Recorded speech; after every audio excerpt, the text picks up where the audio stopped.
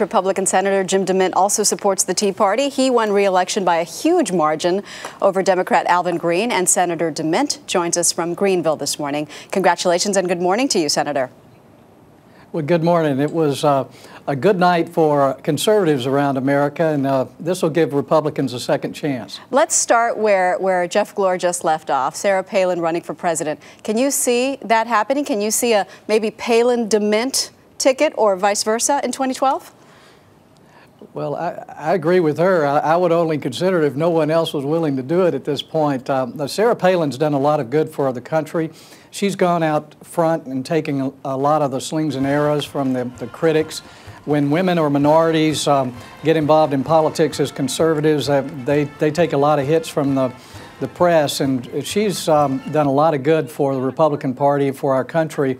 And obviously, I'm glad to see a lot of these limited government conservatives win elections yesterday. You both did a lot of good for these Tea Party Republicans. And when they come into Capitol Hill, you predict that they will receive a less than warm reception. In today's Wall Street Journal, you say that people are going to try to co-opt them immediately.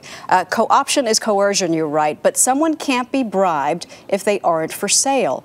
Do you think, Senator, that these new untried politicians can survive in that kind of cutthroat environment? Oh, yes, they can. I think every Republican that I supported in this race is committed to banning earmarks, which is that parochial interest, I think, that gets the focus of Congress off national interest onto paving local parking lots. We can't have 500 congressmen and senators who think it's their job to bring home the bacon. And that's what's going to change. One of the first things we'll do in the House and the Senate is ban earmarks as Republicans. That'll get our eyes back on fixing our tax code, fixing Social Security and Medicare, getting America back to work. So I'm excited about what's going to happen. It's going to be, particularly in the House, it's going to be even more exciting than 1994. Exciting is one way to put it, probably. We've talked a lot about how the old Republican Guard will have to find a way to work with these new Tea Party candidates. But it's largely because of the Tea Party that the Republicans rode back into power. So, Senator, who needs to adjust to whom? Well, I think Republicans are going to work well together. Even Democrats this cycle ran as conservatives, and I think most people see that America is moving back towards a constitutional limited government, and the party that carries that mantle, I think, will be in power for a long time.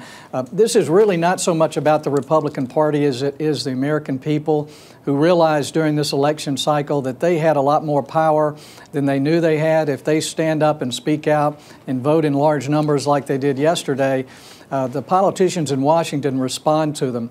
And I hope that's the legacy that comes out of this election and the Tea Party movement, is that the power resides in the hands of the American people and not in the elected officials in Washington.